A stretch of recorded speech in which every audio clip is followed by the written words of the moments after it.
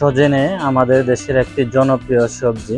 সজনে বিভিন্নভাবে রান্না করা হয়। এটির বৈজ্ঞানিক নাম মোরিঙ্গা ওলিফেরা।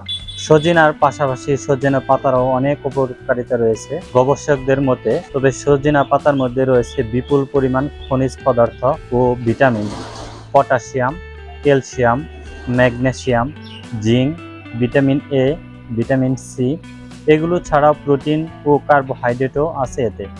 অনেকগুলো পুষ্টি একসঙ্গে থাকার কারণে এটি শরীরের রোগ প্রতিরোধ ক্ষমতা বৃদ্ধি করে থাকে।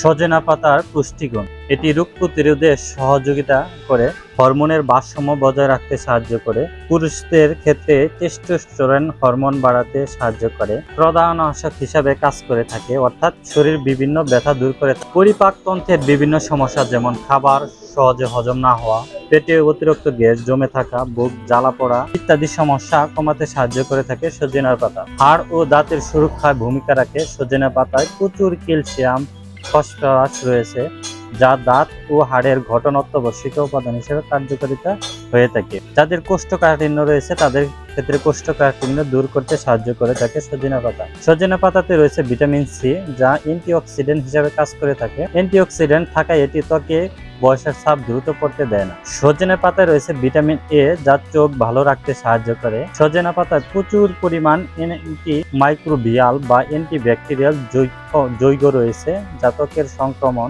মূত্রনালী সংক্রমণ এবং হজমের সমস্যার বিরুদ্ধে লড়াই করতে সাহায্য করে এটি। সজনে পাতা কিভাবে খাবেন? সজনে পাতা বিভিন্নভাবে বিভিন্ন উপায়ে খাওয়া যেতে পারে, যেমন শাকের মতো ভেজে খাওয়া যেতে পারে, সেদ্ধ করে ভর্তা করে খাওয়া যেতে পারে।